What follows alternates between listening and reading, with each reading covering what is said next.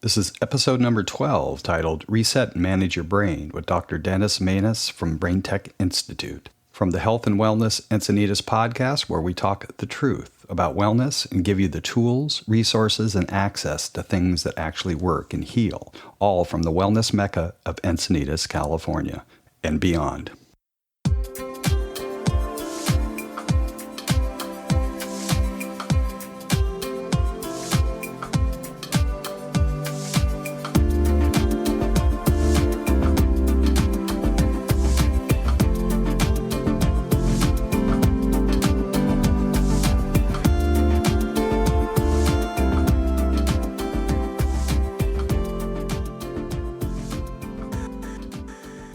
Today, Lisa's talking with Dr. Maness about how it all started. In 1992, Dr. Maness had a stroke.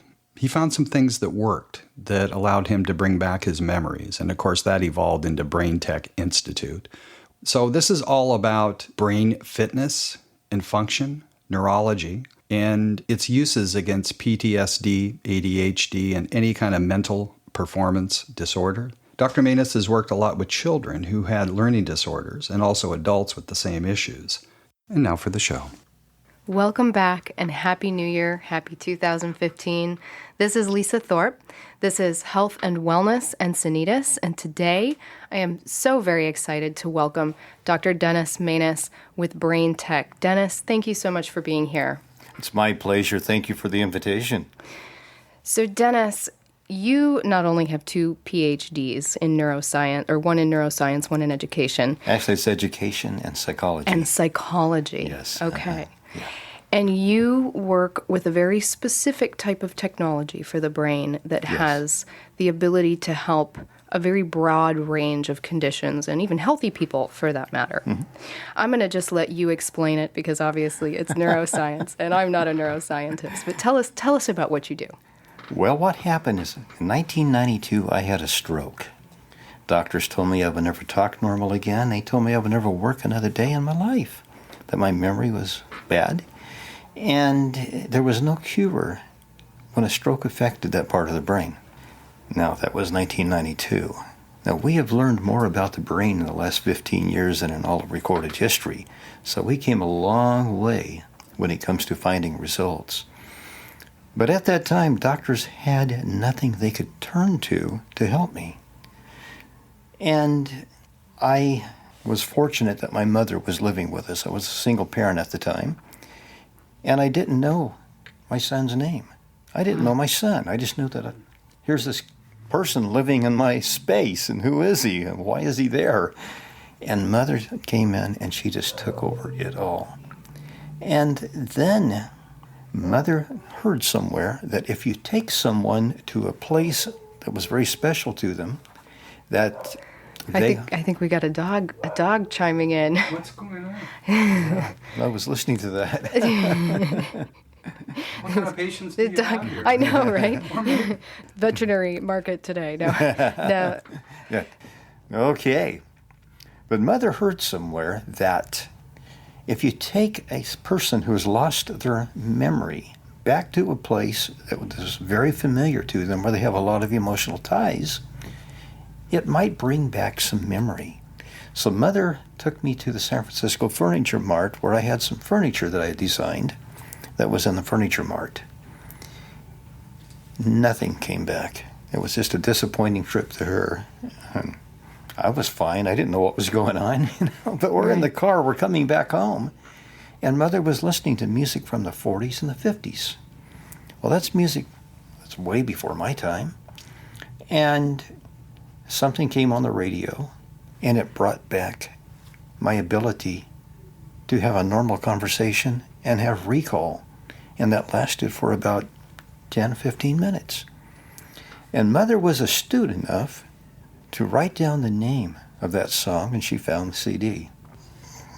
How long? Mm-hmm. So you got recall during that time, during that drive, and listening to the music. And so how long from the time of your injury before you were able to completely recall, and did you start to have function again? Well, I would play that CD, and on a good day, which I had about 1 or 2 good days a month, I would play that CD, and memories Would start to would come start back. to come back, but they'd go away almost as quick as they came. Now, I was a studio musician, and I later went into sound engineering. And I learned how to manipulate sound and learned how to record sound, and I did find a 6-second interlude in this song that made the difference. And so I started working with that 6-second interlude and continued to build it out.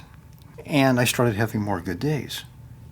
And it took me about 1.5 years to be able to get that to where I was able to remember things. I was able to dress myself. I was able to cook food without setting the house on fire. I was able to do things that I hadn't been able to do since before the stroke. Now, mind you, all of my memory did not come back. And to this day, I still struggle with phases or parts of the brain that I'm still working on trying to find the combination to bring that back. But through it all, and through this experience, I was able to develop a series of signal sets that would affect the brain. And not only did it bring back my abilities, it also helped me help others. One day, a buddy of mine who played center for the Oakland Raiders football team came by and said, "Do you think this will help kids who are having learning challenges?" Yeah, I don't know. Let's try it. And we did. And anyway, we took it to a place called Job Corp. And that's an area, or that's a place where kids who've fallen through the cracks of the educational system are given a second chance to get their education, and they're taught a trade. My job was to see if I could help these people get their brains rewired and help them make a comeback. Now, mind you, this is about 8 years after I did it for myself, and now I have the opportunity to try to do it for others. And we helped all but 3 of those kids recover between 3 and 5 grade levels in math and reading. And I don't teach math or reading. All I do is I run the signals, and in this case, I embedded them instead of in soft music, I embedded them in video games. So while the students are sitting there playing the video games, the technology is helping bring activity back to key areas in their brain and helping them be able to learn easier, help them with their memory, help them to be able to expand their ability to triple their reading speed. The average student did triple their reading speed and comprehension. And sometimes the use of frequency or music to adjust the brain or help the brain to rewire itself, it can be called biofeedback or neurofeedback. Right. One of the terms, a little bit different, is binaural beats. Now, where does the technology that you've created and that you work, I know it doesn't fall under one of those categories. It almost encompasses all of them. Is that correct? A distant cousin. A distant cousin. Yeah. So how does it relate to these other fields like biofeedback, neurofeedback? Well, there is no feedback Okay. in this case. What we do is we'll do an assessment. And through that assessment, it'll tell us what's firing, what's not firing, what's misfiring in the brain. Then the software will start pulling these signals together. Okay? There's hundreds of these signals that I've created, and they all go to different areas. They all do different things. But let's backtrack just a little bit, okay? Every part of your brain has a job description. It's in the different lobes of the brain, and I used to wire people up. I used to use different types of brain scans, and through those scans, I kept noticing the same 150 markers kept showing up. And I then began to study those 150 markers and determine out of these markers when they're turned on and when they're turned off. And from my experience with the scans, I was able to zero in on these 150 markers and identify the job descriptions of these 150 different areas of the brain. Mind you, there's a lot more areas of the brain than this, and there's a lot more areas with job descriptions than this. And it's not necessarily that particular marker, but it's the connections. Okay, let's take the case of Tori. Tori had cerebral palsy, and she was 15 and a half years old, and throughout her life, her left arm was frozen to her gut. She was in a wheelchair because she had no ability to manage her left foot. It would just flop, and that would cause her to trip and fall. Make-A-Wish Foundation sent Tori to Orlando, Florida in a wheelchair. On her way back through New York, she met some folks who said, you need to go see Dr. D. Now, when I looked at Tori's brain, and I looked at these 150 markers, it helped me identify what was not firing. And it helped me identify certain areas that should have been, and other areas that were just dormant, not doing anything, but they were alive. And I ran the signals, and about 20 minutes into it, Tori says, my left arm is tingling. I said, well, straighten your arm out. She did. And in about a half hour after that, she says, my left leg is tingling. I said, okay, point your toe toward the door. She did. I said, okay, now bring that toe back towards you. She did. That was 3 years ago. Tori is still out of the wheelchair, and she's still doing fine. We have story after story after story like this. I wish I could lie to you and tell you that everybody that came in got everything they're looking for, but that's not true either. The reality is some people receive great benefit from this. I remember John, when John started talking. John had had a stroke and 2 years in the wheelchair. It took 6 weeks for him to start talking. It wasn't like Tori. Tori just, boom, she was there. It took John 4.5 weeks to start walking. And at the end of 8 weeks, he was walking 9/10 of a mile without any apparatus. He wasn't using the walker or the wheelchair to make those walks, and he was dressing himself. This was all good stuff. And so by creating the signals and embedding the signals into the soft music, we've seen change happen. Now, I learned how to embed the sound based upon the time when I was doing sound engineering. I found that I could easily get an audience excited about our music. Sure. Before we ever went out on stage, just by manipulating sound. People could be out at the snack bar, and I'd make certain sounds, and people started getting a little louder, getting a little more anxious, getting a little more excited. Soon they were inside the arena or inside the venue, just screaming and yelling and having a great time. When we came out, the audience is already prepared, and now we can put on a great show because we've got that audience where we want them. Now, I do the same thing with your brain. But now, let's talk about, is it frequency? Well, your skin is a frequency. Life is a frequency. Everything's a frequency. Everything is a frequency. So, is it frequency? Sure it is. It has to be. Is it based on Newtonian physics? No. But it is based on the fact that I can take and look at the signal set going on in your brain, and there might be 70 areas that I want to touch. Okay? That might require 70 different signals. Right. Okay? And so I go into a studio and I lay down tracks, and I lay down what they call multi-tracking. And then I will go into a series of mix. Signal A goes with signal D, and signal C goes with signal M or whatever, and I will blend. But because the brain works so fast, we have to do this in milliseconds. And it used to take me 8 to 10 hours to get one signal set made because everything has to be blended. Now, binaural beats, you send in a particular frequency to the left ear and a different frequency into the right ear. The difference would be a frequency that goes off within your brain. Other technologies will relax the whole brain or will stimulate the whole brain. Like holosync or... Yeah. I'm trying to think what are the others, but the types of technologies that will induce alpha or theta, these sorts of things that are meditative but also harmonizing. Yes.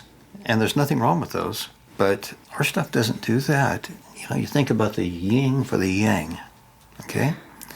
And this is more of a precise mathematical signature. it is. Yeah. It is. And it took me 23 years to get this far.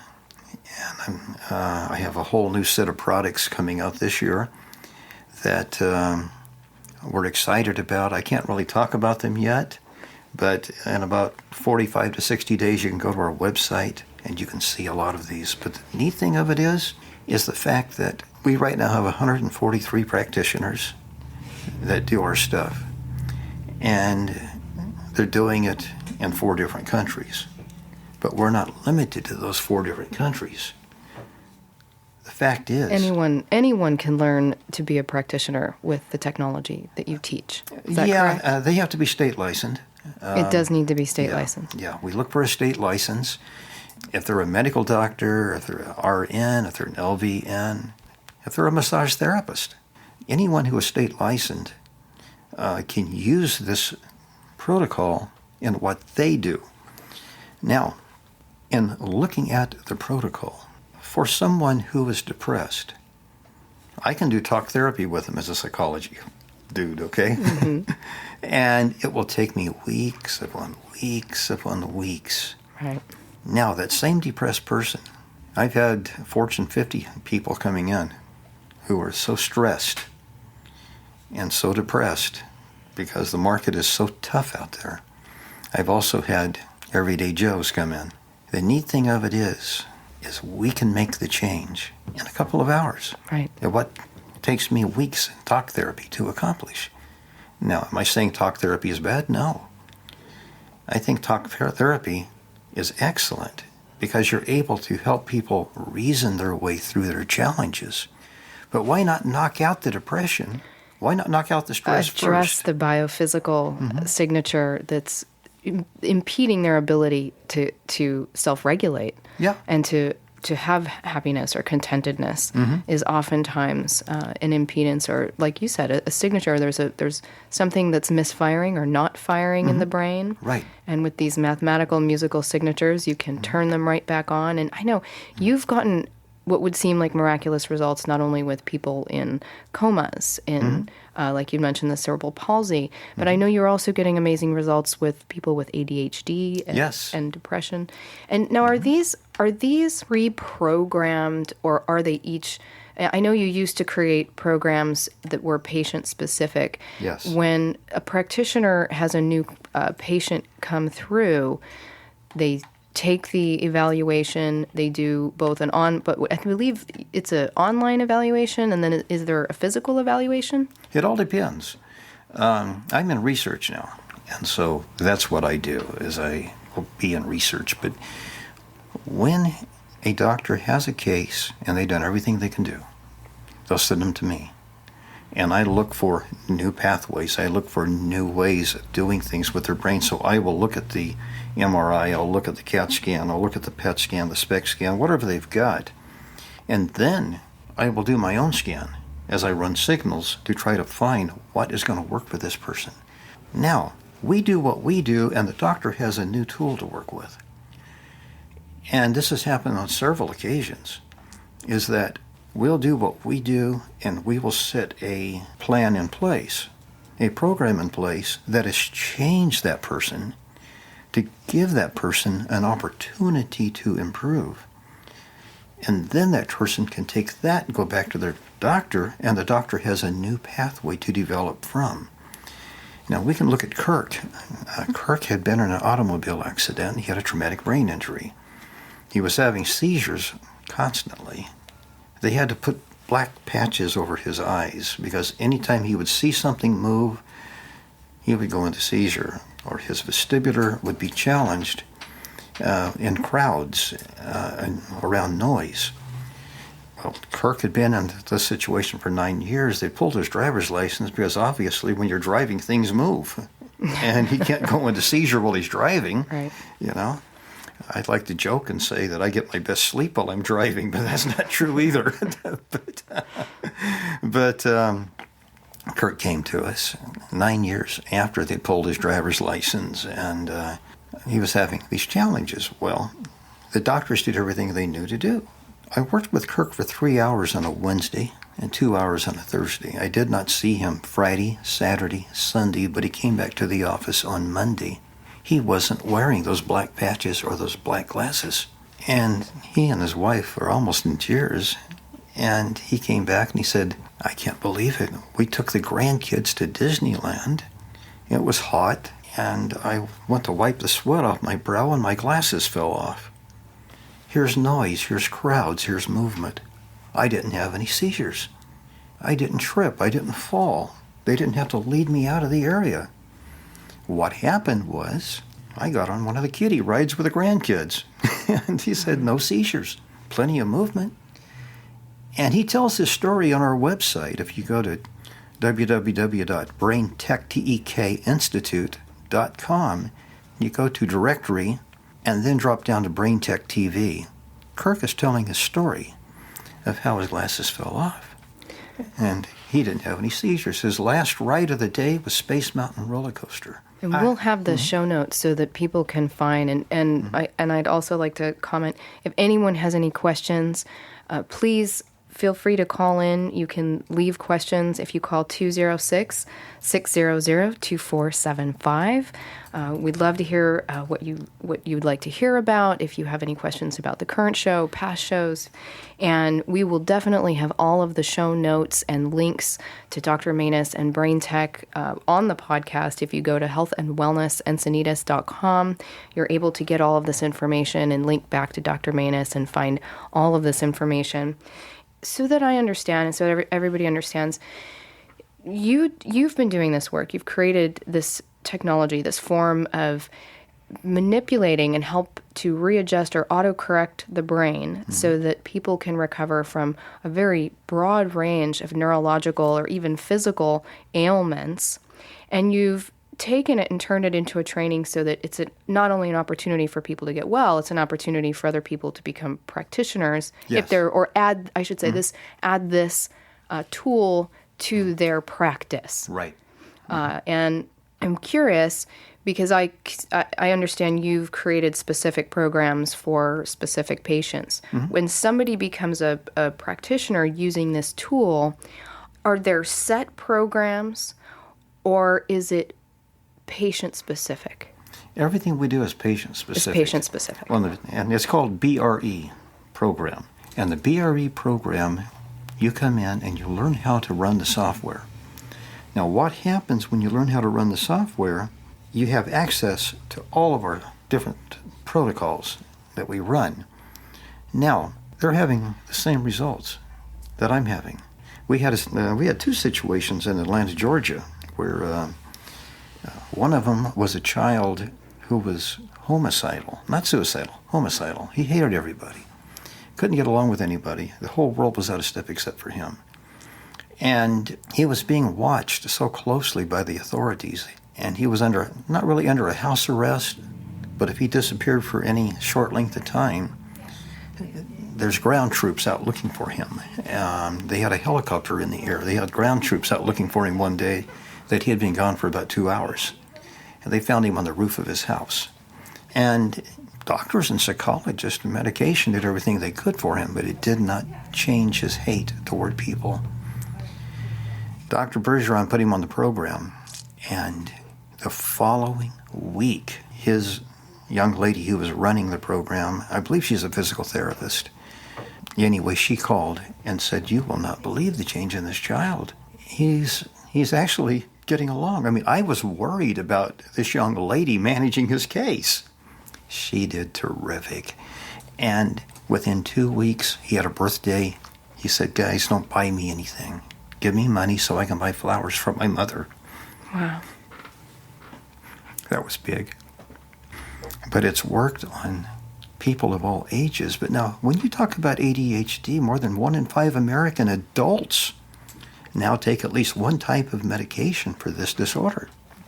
And the fact that this is overwhelming data because, that's 20% of our country faced with an inability to focus or challenges with focusing. With the fact that more than 1 in 5 American adults now take at least one type of medication to treat a psychological or behavioral disorder, and that's 20% rise since 2001. we have been able to bring focus and to bring attention back to people by utilizing the technology. Now, I'm not knocking drugs. I'm not beating up on drugs. Drugs have their place. But why not deal with the root of the issue? We don't take people off their drugs. We change the behavior of the brain, and we teach them how to manage their brain. Once we have reset it, now we teach them how to manage it. We teach them how to feel with their brain. We teach them how to change dominance in their brain. We teach them how to become actively, cognitively aware of what they're reading, what they're seeing, what they're hearing, the classroom lectures, the meetings in the boardrooms, or the people who are doing a assembly line. It doesn't matter. The fact is, we teach them how to manage their own brain. It's one thing for me to reset the brain, but it's like you take your car to a mechanic. The mechanic's going to tune your car. Well, you still have to change the oil. You still have to check the tire pressure, check the fluid levels. You still have to drive within reason. You have to do the same thing with your brain when you come in to see us, and we're going to show you how to do that. It's important. So when somebody goes through the therapy, it's very relaxing. They're listening to an audio, or like you said, in some cases you've done it, you've embedded the signatures in video games. But typically they're listening to a music, or a music that's been embedded with these mathematical signatures to help the brain reset itself.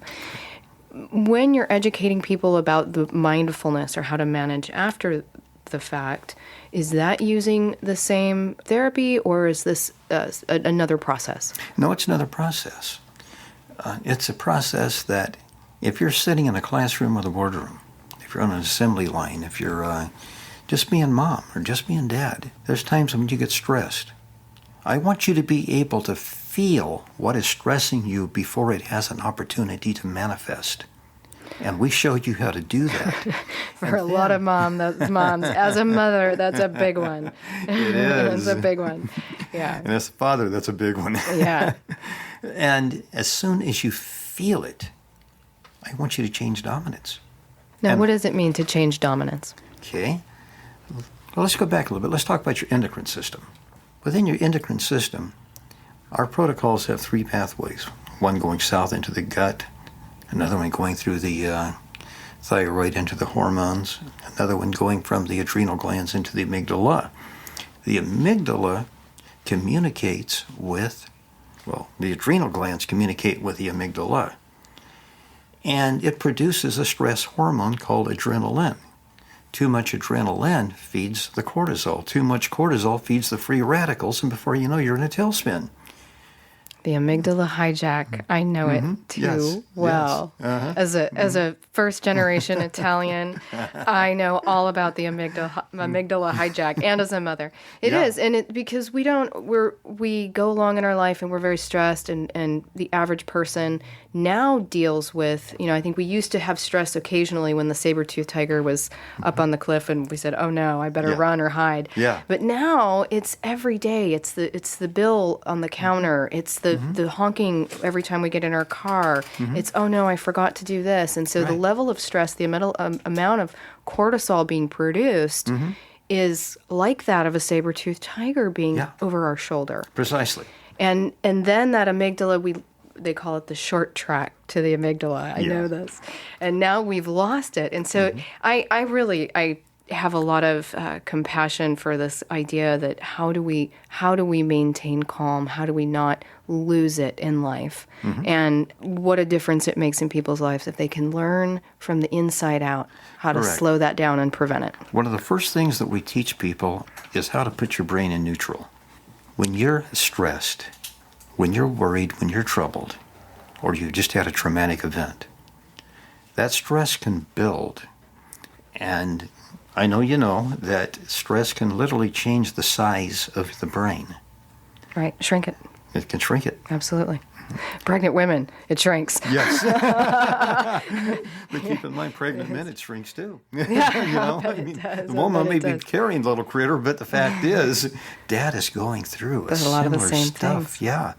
Now, when you start just feeling the first inkling of stress, put your brain in neutral. Now, when you put your brain in neutral, what happens is you have the ability to start making change. Well, and you're self-empowered. Yes. Just the fact of being able to know what neutral is. Now, is neutral a meditative state, or what is neutral?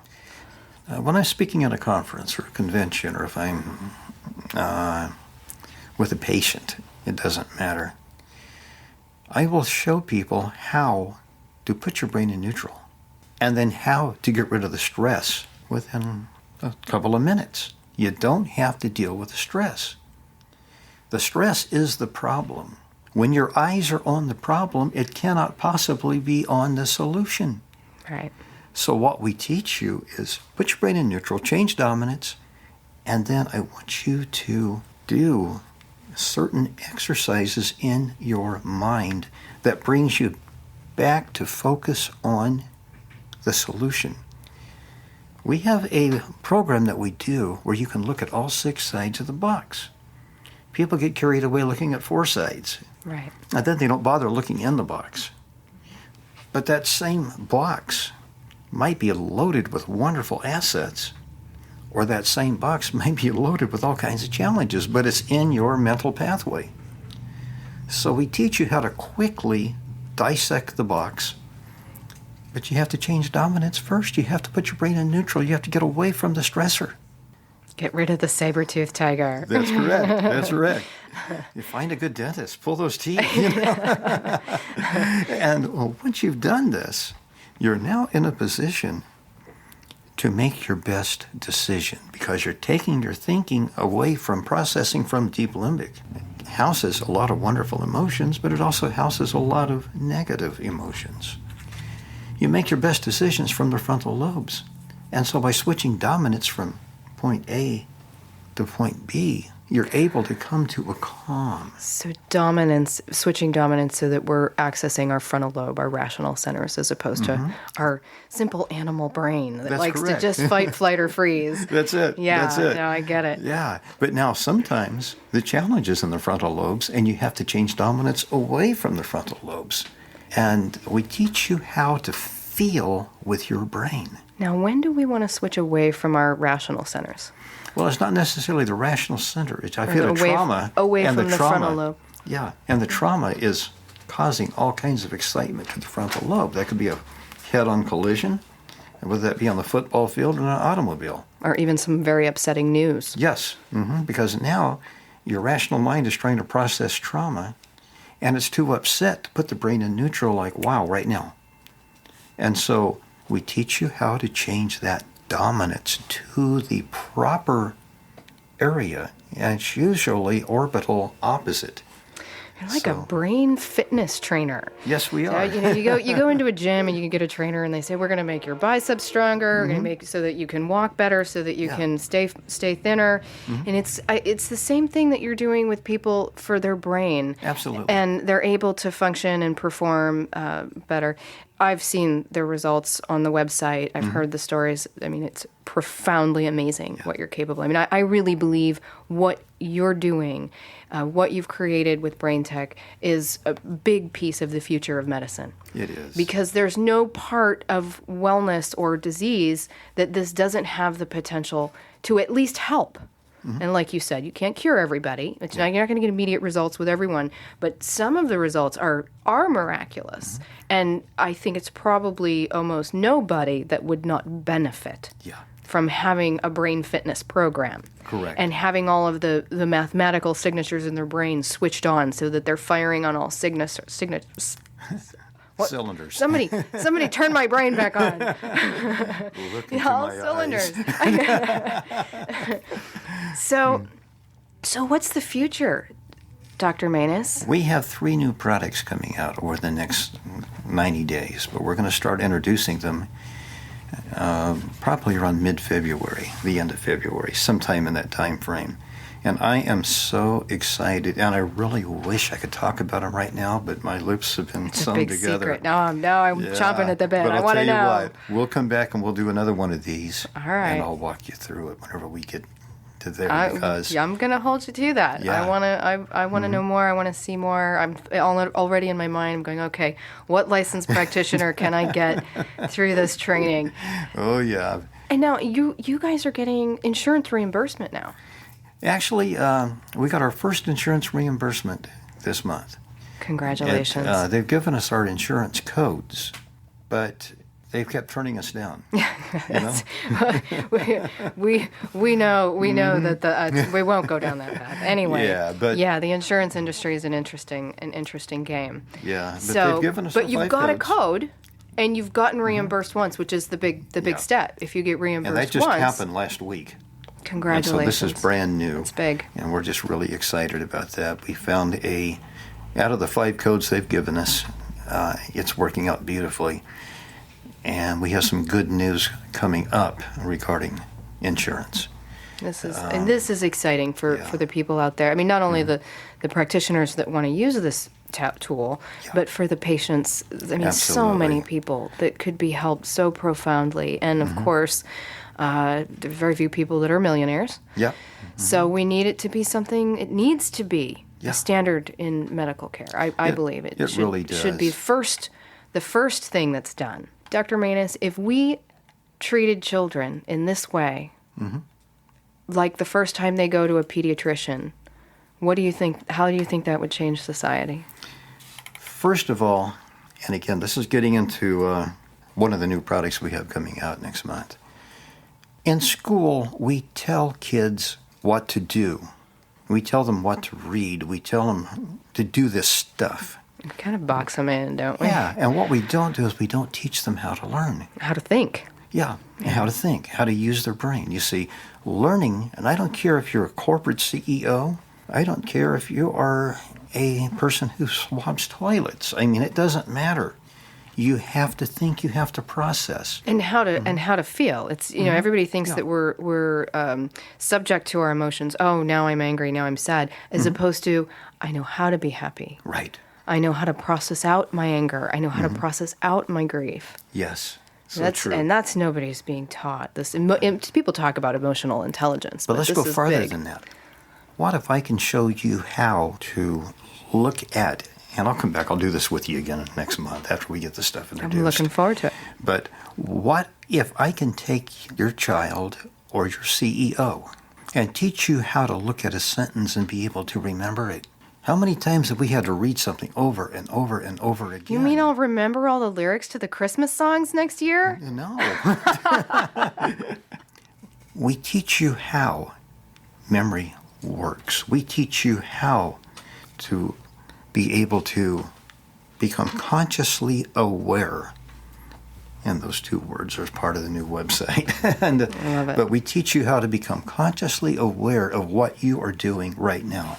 Right now, I'm talking to you, and I'm working with John, and nothing in this world right now is more important than what you have to say and what John is doing. If my mind is over across town thinking about other things I have to do today or tonight or whatever, that impedes my ability to learn. It impedes my ability to be productive. And it impedes my recall. Now, we are going to work with you, and it's a 3-week program, but there's 5 of these 3-week programs. The reason why we don't throw it all in one big box is because we want you to learn box 1 before you come to box 2. Before I can be attentive and I can be focusing, I have to learn how to be attentive. I need to learn how to focus. Ballroom dance. You got to learn the box step before you can waltz. That's right. And in skiing, you've got to learn how to snow plow before you can slalom. It makes perfect sense. Absolutely. We do that with our brain all the time. We have to show up. And we're going to teach you how to show up. We're going to teach you how to do math backwards. We're going to teach you all kinds of things that is going to trigger the brain to be able to have the recall, to think faster, and to use your brain to learn. What's the earliest age that you can work with? Oh, goodness. Personally, I worked with children as young as a year old. Our certified practitioners, we ask them to work with children as young as 4 years old. I take them on younger because I have all the tools. I got the 23 years of experience working with children. I love kids. You'll catch me on the floor playing with them. You'll catch me outside playing with them. You know, my learning disabled kids or my ADHD kids or my autism kids, I engage them, and they look forward to coming to work with me. And then when they get there, they're the most cooperative, most fun people. But children, I gladly accept. I'm looking forward to a new one coming in from Mexico. She's 2 years old, and she has a lot of seizures. She's had as many as 20 seizures in a day. We've been very good at knocking out the challenges of seizures. Yeah. It's amazing. Yeah. And we've also worked with people in their 80s. Right, there's no age limit. No. It's awesome. So for the people out there that they don't have access to this yet, and hopefully everyone will have access to this. Yeah. Is there something that they can learn or they can do on their own? Yeah. First of all, we can work with people anywhere in the world. And they just call the office, and Valerie will set up an appointment. Do they need a computer? They do need internet access. So anywhere in the world, as long as they have internet access. As long as they have internet access. And it works on any mobile device, whether it be a tablet, an iPhone, a Android, or Samsung, or any device that has internet access, they can get it right there. And on our new programs, same thing. I got to see some of this stuff last night, and it's just really nice. So anyone with internet access, if they don't have internet access, we invite them to come into the offices and work with the practitioners one-on-one. What drives you? You know, I love people. And to see a person recover, that's the greatest thing in the world. That stroke was the best thing that ever happened to me. It almost crumbled me. But as long as my eyes stayed on the stroke, I was incapacitated. When I got my eyes on the solution, things started happening. And that's the way it is with all of us. My job is to give you hope. And even if you don't have hope, my job is to find the hope inside of you and to bring that hope out. And when I can bring that hope out, change happens. It's just wonderful watching change. We have seen people. One little lady came to us through Ohio State's Dr. Canodia, and when they asked for this feasibility study or this project that we started, they said, tell us, how bad do you want these people to be? Just a little bit bad? Medium range bad? Or do you want some real bad? I told the doctor, hey, send us your dead people. Send us the ones that you can't work with. Send us the ones that have no hope. Send us the ones that have tried everything for so long. And the neat thing of it was they sent us 29 people, and we had 27 miracles. Watching people with PTSD change, watching people who were so depressed in this particular study. And many people don't realize that pain starts in the brain. Yeah. That it's an electrical signal, and it can be turned off. It can be. And that addiction is an electrical signal that can be turned off. The challenge I've had with addictions, the challenge is when they go back home. And they have the triggers. They've got all the emotional crowd triggers that they hang with. Right. They've got to get away from the crowd. Right. If they can stay away from the crowd, it's wonderful. They're home free. Absolutely. Dennis, I always ask our guests if you could encourage people, listeners, to do one thing that would be the top number one wellness tip that you would recommend. What would it be? Change your outlook. As long as you look at the problem, it's going to keep you down. Do you know that every cell in your body responds to your negative impulses from the way you think? If you can step away from the negative thinking and replace that with positive thinking, okay? Anything's possible. Anything's possible. Find a solution. And if there's no solution available, pull out a picture of you when you were 30 pounds less, or pull out a picture of you when you were well. Inspiration. Yeah. A reminder. And keep looking at that picture daily and stop saying I've lost a lot of use of my right arm and my left leg. It's like the little train. I think I can. I think I can. Yeah, and because it'll soon come, I know again. And then eventually it's, I did it, you know? I did it. Yeah, and keep looking up. Literally, right? Yes. And figuratively. Absolutely. Literally. Mm-hmm. I find, and this is a ballroom thing as well. Mm-hmm. If you're looking down, then the chin falls down, the posture caves, and now you're going to step on each other's feet. Yes. But if the eyes are up, the chin is up, the spine is erect, and the dance frame is perfect, and the dance is going to carry beautifully. Absolutely, and you can see your path. Exactly.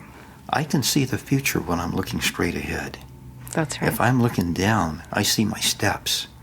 So you keep looking up, keep the positive mental attitude, and for goodness sakes, walk away from anybody who's bringing you down. Easier said than done if they're your family or you live with them. True too. But it's true. Surround yourself with positive people and positive influences. Absolutely. I do my best to surround myself with people who are better than me, who are strong where I'm weak, because when I go down, they can pick me back up again. And there is help through the heart, and there is help in your service. If you're feeling really down, go help somebody who's in worse shape than you are. There you go. And just see how quickly that picks you up. There you go. You know? Dr. Maness, it is such an honor and a pleasure to have you here. I'm very much looking forward to learning more, getting involved, and having you back. I'd love to. And I just want to remind everyone listening that you can go to the website. You can go to healthandwellnessencinitas.com. There will be a list of show notes and links back to Dr. Maness and BrainTek. And we certainly would love to hear from you. If you have questions, you're welcome to contact us, to call us. You can call us at 206-600-2475. So much appreciate you listening. Please subscribe and have a beautiful, beautiful day. This is Lisa Thorpe, and this is Health and Wellness Encinitas. Thank you. This show was produced by John Beethan and brought to you by Alkaway.com, the makers of UltraStream, working like nature to filter, alkalize, and naturally energize water, returning it to its natural, pristine state.